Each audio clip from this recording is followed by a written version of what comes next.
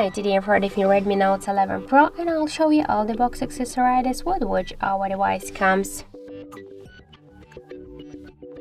So let's first open the box. So this is the USB Type-C cable.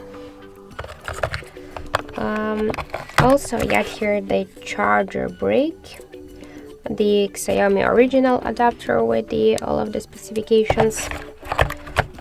Let's check this paper box. So this is the SIM eject tool, and also I got here the quick start guide, safety guides, and the warranty card, and also I got here the silicone protective case. So that's it. That are all of the box accessories with which our device comes. Thank you for watching, and if you find this video helpful, don't forget to leave a like, comment, and to subscribe our channel.